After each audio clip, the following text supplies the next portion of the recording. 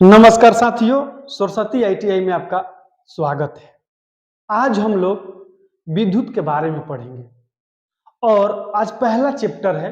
यहाँ से उत्पत्ति के बारे में पढ़ेंगे। विद्युत की उत्पत्ति कब हुई, कैसे हुई, किसने किया, इसके बारे में पूरी जानकारी पढ़ेंगे और ये भी देखेंगे कि एग्जाम में इस चैप्टर से कौन से क्वेश्चन आते हैं, इसके बारे में भी हम लोग पढ़ाई करेंगे।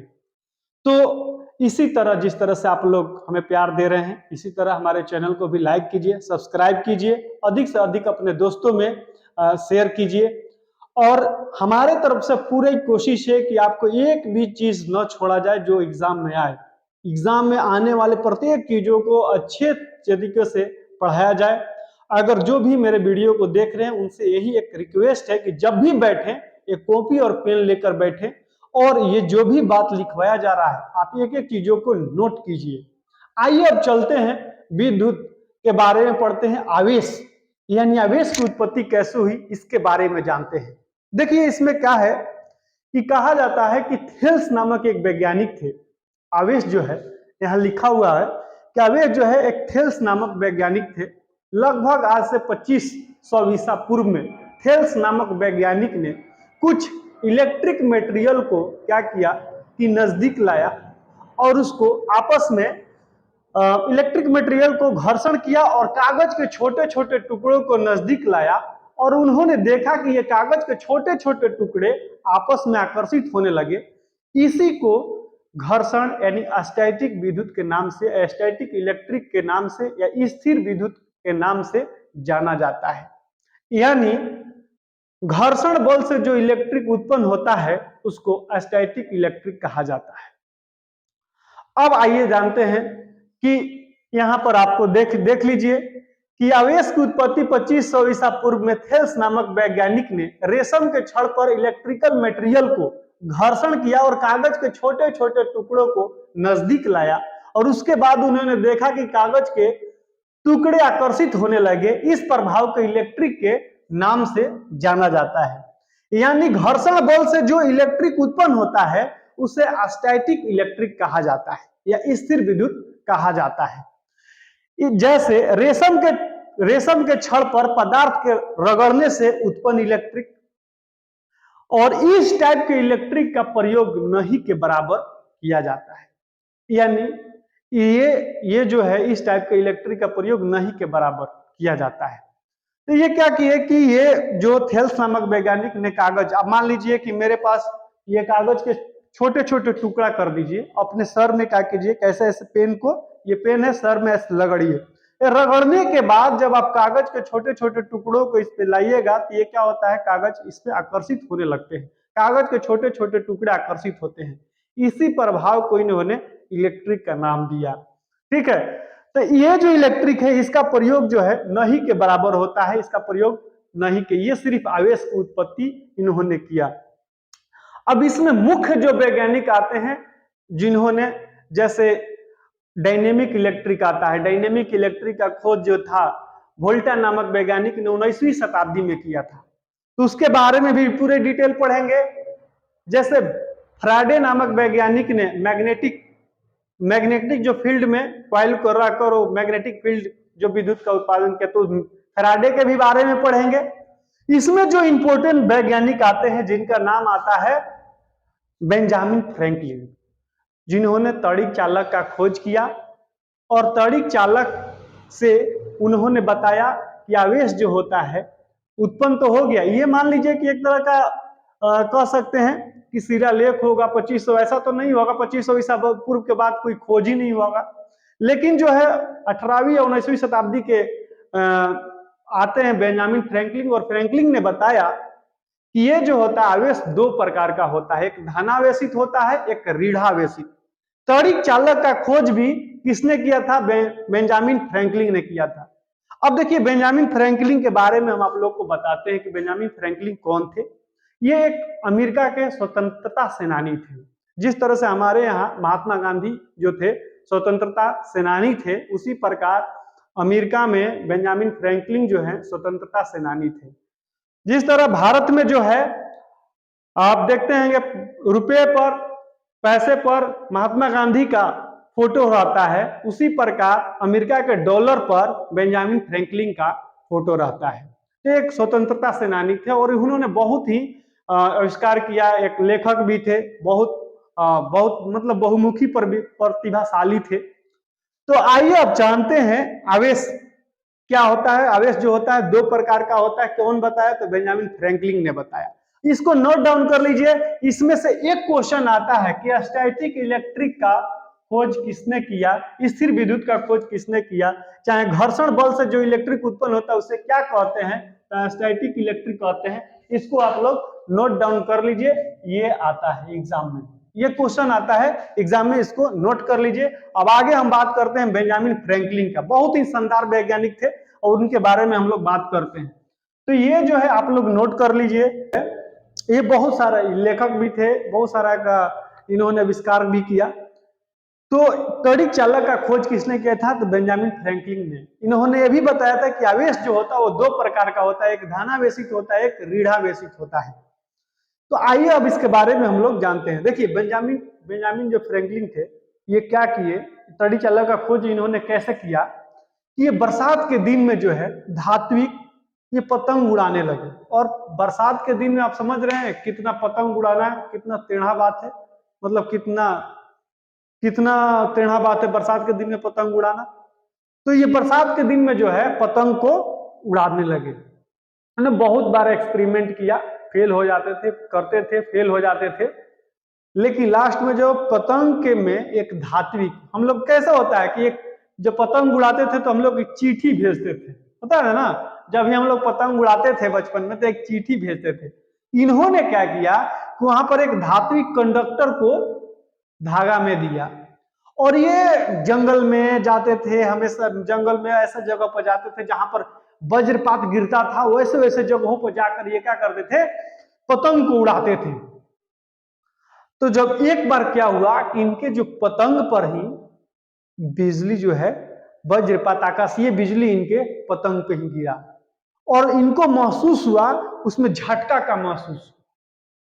तो इन्होंने ही तड़ी चालक का खोज किया था। तो इन्होंने बताया कि जो आवेश होता है वो दो प्रकार का होता है। कौन कौन होता है? एक धनावेशित होता है, एक ऋणावेशित होता है। अब एग्जाम में कहां से क्वेश्चन आता है उसके बारे में आप चर्चा करते हैं और इसको नोट डाउन कर लीजिए आप लोग, ठीक है। तो आइए अब बात करते हैं एग्जाम में से क्वेश्चन कहां से आता है। देखो आवेश दो प्रकार का होता है, एक धनावेशित होता है और एक ऋणावेशित होता है। तो धनावेशित जो होता है इसका खोज किसने किया था? तो बेंजामिन फ्रैंकलिन ने किया था, ठीक है। तड़िक चालक की खोज किसने किया था? तो बेंजामिन फ्रैंकलिन ने किया था, ठीक है। तड़िक चालक ऐसा होता है, ये फिगर आप लोग देख लीजिए, तड़िक चालक का लाइटिंग ऊपर से गिरता है, ये तड़िक चालक का फिगर आप लोग देख लीजिए, लाइटिंग ऊपर से गिर रहा है, किस तरह से ग्राउंड में जा रहा है। ये तड़िक चालक का खोज इन्होंने किया था। तड़िक चालक जो होता है ये तांबा से बना होता है, ठीक है, तांबा का बना होता है। बड़े बड़े इमारतों पर आप जब जागते हैं, जैसे कोई मंदिर हो गया, कोई मस्जिद हो गया, या कोई जैसे ताजमहल हो गया, और बड़े बड़े अपार्टमेंट में अगर देखिएगा तो उसके ऊपर क्या होता है, लाइटिंग रॉड या लाइटिंग अरेस्टर लगाया होता है। बड़े लाइनों पर जो देखिएगा, जहां पर भी आप लाइन का उत्पादन देख रहे हैं, ट्रांसमिशन डिस्ट्रीब्यूशन, लाइटिंग अरेस्टर लगाया जाता है। या आकाशीय अगर विद्युत गिरे तो हमारे जो मशीन लगे हुए हैं उसको क्षति न पहुंचे। आप जब टावर पर देखिएगा, टावर के ऊपर में भी लाइटिंग अरेस्टर लगाया जाता है और लाइटिंग अरेस्टर्स के उसको लगाकर एक वायर जो होता है उसको ग्राउंड कर दिया जाता है कि अगर बिजली, आकाशीय बिजली गिरा तो क्या हो, ग्राउंड में आकर चले जाए, हमारे जो इक्विपमेंट लगे हुए हैं वो क्या हो, जो भी उपकरण लगे हुए हैं वो खराब ना हो। इसलिए तो तड़ी चालक का खोज किसने किया? बेंजामिन फ्रैंकलिन ने किया। अब इन्होंने बताया कि जो था कि कांच की अगर छड़ को जब रेशम के कपड़े से रगड़ा जाता है तो कांच की छड़ धनावेशित हो जाता है और रेशम का कपड़ा ऋणावेशित हो जाता है। अब इसमें एक बात समझिए कि मान लीजिए कि ये क्या है, ये है एक छड़ है, ठीक है, ये छड़ है और ये एक छड़ है, ठीक है। ये मान लीजिए माइनस है, ये प्लस। ये कह रहा है कि अगर एक कांच का छड़ है, ठीक है, और उसको रेशम के कपड़ा से अगर रगड़ा जाता है तो ये मान लीजिए इसमें क्या होता है, इससे इलेक्ट्रॉन अगर इस माइनस है, ये प्लस नहीं माइनस है, तो अगर रगड़ा जाता है तो ये क्या होता है, धनावेशित जो होता है वो ऋणावेशित हो जाता है, इधर से इलेक्ट्रॉन निकलकर इसमें आ जाता है। ठीक है, तो वही कहता है कांच की छड़ को जब रेशम के कपड़े से रगड़ा जाता है तो कांच की छड़ धनावेशित हो जाता है, रेशम का कपड़ा ऋणावेशित हो जाता है। अब एग्जाम में यही से क्वेश्चन आते हैं। ठीक है, अब ये नहीं आता है। ठीक, अब ये आता है कि कांच के छड़ को जब रेशम के कपड़े से रगड़ा जाता है तो कांच का छड़ पर कौन सा चार्ज होगा, तो ये धनावेशित। पूछ देता है कि रेशम के कपड़ा पर कौन सा चार्ज होगा, तो ऋणावेशित हो जाता है। ठीक है, ये आपके क्वेश्चन एग्जाम में आता ही है यहां से, इसको नोट डाउन कीजिएगा। अब हम लिख दिए हैं कि धनावेशित ऋणावेशित। जैसे कांच के छड़ को जब रेशम के कपड़ा पर रगड़ा जाएगा तो कांच के छड़ क्या होगा, धनावेशित हो जाएगा। ठीक है, बिल्ली की अगर खाल है उसको जो एनोनाइट की छड़ पर अगर रगड़ा जाएगा तो बिल्ली के खाल क्या हो जाएगा, धनावेशित हो जाएगा। एनोनाइट की छड़ जो है ये क्या हो जाएगा, ऋणावेशित हो जाएगा। अगर ऊनी वस्त्र है, अगर प्लास्टिक या एनोनाइट एवोएस्टेट की छड़ पर रगड़ा जाता है, ऊनी वस्त्र जो होता है वो धनावेशित हो जाता है और ये प्लास्टिक का जो छड़ है ऋणावेशित हो जाता है। देखते हैं जब हम लोग पहले में बचपन में या थोड़ा बड़ा हो गए तो इसके बाद क्या करने, कुर्सी पर प्लास्टिक का कुर्सी रहता है उस पर बैठा देते हैं और पीछे से एक तौली को मारते रहते हैं घुमाते रहते और फिर बोलते थे उठो, खड़े हो जाओ। हाँ, तो जब खड़े आदमी होता था तो उसको क्या होता था, झटका का अनुभव होता था। ठीक है, तो ये क्या हुआ, घर्षण के द्वारा इसमें स्थिर विद्युत उत्पन्न हुआ। ठीक है, तो वही है कि जब ऊनी वस्त्र को प्लास्टिक पे या एनोनाइट या एवोएस्टेट की छड़ से जब रगड़ा जाता है तो ये क्या होता है, तो इसमें पूछ देता है कि ऊनी वस्त्र पर कौन सा चार्ज होगा, तो क्या होगा, ऊनी वस्त्र धनावेशित होगा। और पूछ देगा कि प्लास्टिक क्या होगा, ऋणावेशित होगा। एनोनाइट क्या होगा, ऋणावेशित होगा। एवोएस्टेट की छड़ क्या होगा, ऋणावेशित होगा।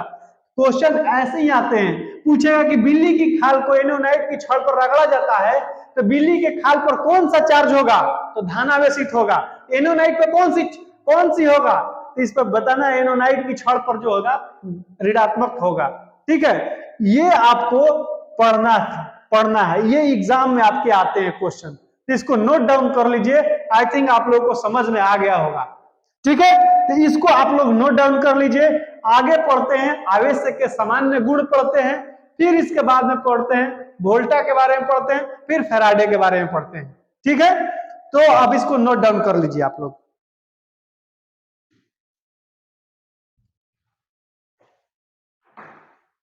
आवेश के सामान्य गुण है, हम लोग पढ़े हैं आवेश के क्या होता है, कुछ सामान्य गुण है। आवेश को न तो उत्पन्न किया जा सकता है और न ही इसको नष्ट किया जा सकता है, बल्कि इसको एक रूप से दूसरे रूप में परिवर्तित किया जा सकता है। अब जो होता है आवेश जो होता है एक क्वांटीकृत राशि होती है। मतलब क्वांटीकृत कहने का मतलब यह है कि यह गणना योग्य राशि है। ठीक है, अब ये क्या होता है, यहां पर आप लोग देख लीजिए, आवेश एक संरक्षित राशि है, अर्थात आवेश को न तो उत्पन्न किया जा सकता है ना ही नष्ट किया जा सकता है, इसको एक से दूसरे रूप में परिवर्तित किया जा सकता है। आवेश एक क्वांटीकृत राशि है यानी गणना योग्य राशि है। ये फॉर्मूला होता है Q = Ne, यानी Q जो होता है ये Q यानी आवेश, ये जो होता है E यानी इलेक्ट्रॉनों का आवेश, N इलेक्ट्रॉनों की संख्या। आवेश एक क्वांटीकृत राशि कहने का मतलब है कि अगर दे दिया 5Q प्लस दे दिया आपको -3Q दे दिया आपको 2Q, पूछ दिया कुल आवेश कितना होगा, तो कितना हो जाएगा बताइए, कि 5 प्लस और प्लस को पहले जोड़ लीजिए, 5 और 2 7, 7 में से अगर 3 को घटाइएगा तो कितना बचेगा 4, ये क्या होगा 4Q। तो ये क्या है, गणना योग्य राशि भी 4Q है। ठीक है, 4Q, तो ये एक गणना योग्य राशि है। अब आगे इसके बारे में भी पढ़ते हैं थोड़ा सा। है ये सब एग्जाम में आपका आता क्वेश्चन है, ये गणना करने योग्य एक राशि भी है, इसको भी नोट डाउन कर लीजिए। क्या होता है, आवेश का MKS तथा SI मात्रक कूलम्ब होता है। ठीक है, पहला क्वेश्चन एग्जाम में यही आता है आवेश का, इससे क्वेश्चन बनता है, इससे क्वेश्चन आता है कि आवेश का एसआई मात्रक या एमकेएस मात्रक क्या होता है, तो कूलम्ब होता है। आवेश का मात्रक एम्पियर सेकेंड आता है एग्जाम में, एम्पियर सेकेंड किसका मात्रक होता है, ये कूलम्ब का मात्रक या आवेश का मात्रक जो होता है। ठीक है, इसका सीजीएस मात्रक क्या होता है, ईएसयू, इलेक्ट्रोस्टैटिक यूनिट, लिख लो, इसका फुल फॉर्म है ईएसयू, इसका सीजीएस, आवेश का सीजीएस मात्रक क्या है, तो ईएसयू है, इलेक्ट्रोस्टैटिक यूनिट।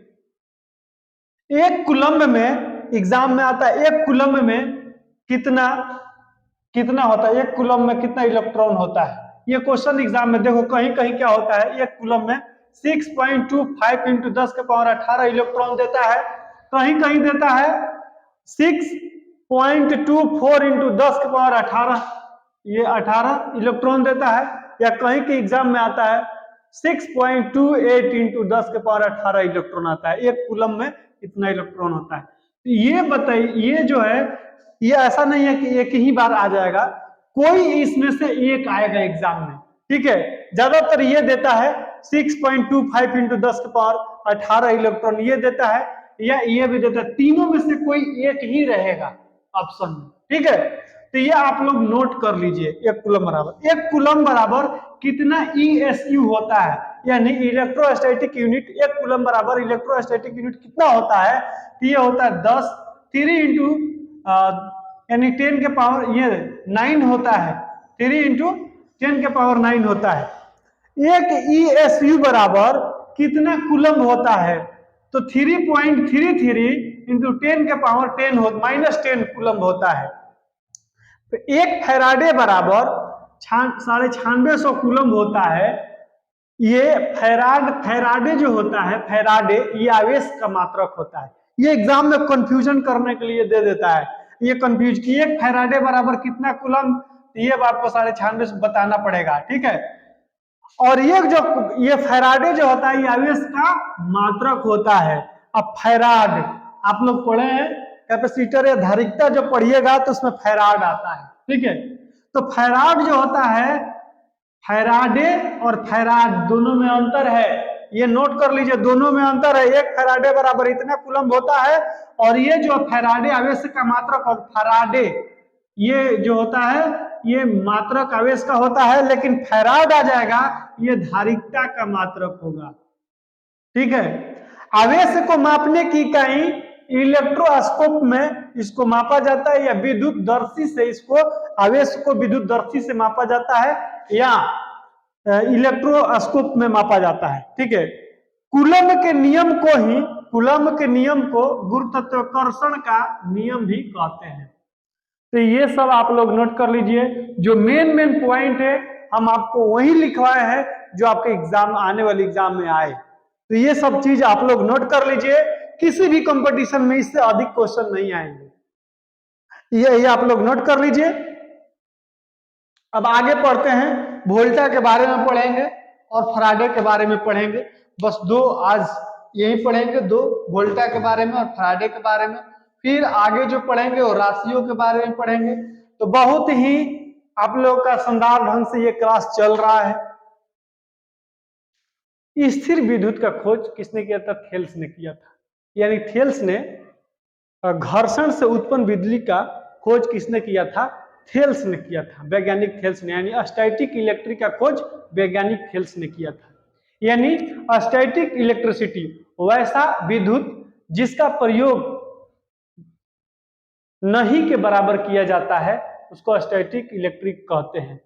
कहने का मेरा मतलब यह है कि वैसा इलेक्ट्रिक जिसको तार के द्वारा एक जगह से दूसरे जगह तक ट्रांसफर नहीं किया जा सकता है, तो उसको हम लोग स्थिर विद्युत या स्टैटिक विद्युत कहते हैं। ये किसने किया था, थेल्स ने इसे खोजा था। तो इसके बाद हम लोगों ने पढ़ा था कि थेल्स ने तो खोज दिया कि स्थिर विद्युत का तो खोज थेल्स ने कर दिया, लेकिन धन आवेशित और ऋण आवेशित का खोज किसने किया था, तो बेंजामिन फ्रैंकलिन ने किया था। अब आगे पढ़ते हैं, डायनेमिक यानी चल विद्युत की खोज किसने किया था, तो किया था वोल्टा नामक वैज्ञानिक ने। 19वीं शताब्दी में वोल्टा नामक वैज्ञानिक ने कुछ केमिकल मटेरियल लाया जैसे H2SO4, और इसको क्या किया, इस केमिकल मटेरियल को, ठीक है, केमिकल मटेरियल से इसने विद्युत को उत्पन्न किया। जैसे वोल्टिक सेल का, वोल्टिक जो सेल होता है किसने बनाया, वोल्टा नामक वैज्ञानिक ने बनाया था। तो इस प्रकार केमिकल मटेरियल को बनाकर इसने डायनेमिक इलेक्ट्रिक का खोज किया। डायनेमिक इलेक्ट्रिक मतलब चल विद्युत भी कह सकते हैं इसको, क्या, यानी गतिज विद्युत, ठीक है, गतिज विद्युत, वैसा विद्युत जिसका प्रयोग या तार के द्वारा एक जगह से दूसरे जगह तक फॉलो कराया जा सके, वायर के माध्यम से एक जगह से दूसरे जगह तक ट्रांसफर किया जा सके या फॉलो कराया जा सके, उसको कहते हैं डायनेमिक इलेक्ट्रिक। डायनेमिक इलेक्ट्रिक कहते हैं। ये तो केमिकल मटेरियल जैसे कि सेल, बैटरी के द्वारा उत्पन्न विद्युत या विद्युत इलेक्ट्रिक, ठीक है। अब इसके बाद आता है फराडे।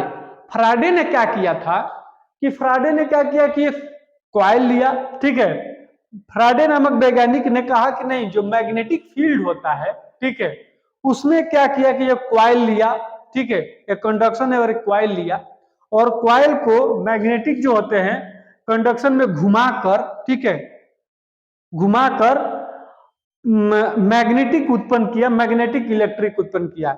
इसमें घुमाया, कॉइल में घुमाकर, यानी फैराडे नामक वैज्ञानिक मैग्नेटिक फील्ड में कॉइल या कंडक्शन को घुमाकर इलेक्ट्रिक उत्पन्न किया, जिससे मैग्नेटिक उत्पन्न। अब जैसे मान लीजिए फैन है जो चल रहा है, ये क्या है कि उसमें चारों तरफ जानते हैं ना कॉइल बना होता है, कॉइल बंधा होता है, तो कॉइल में कौन सा गुण है, मैग्नेटिक गुण आता है। तो मैग्नेटिक गुण से भी ये क्या किया, चला दिया, ठीक है, तो घुमा दिया। तो इसको किसने किया, वैज्ञानिक फैराडे ने। तो ये जो मेहनत है यही आपके एग्जाम में रंग लाएगा। और अब हम ये जरूर भगवान से प्रार्थना करते हैं जितने लोग आए हैं सारे लोग अच्छे नौकरी लगे।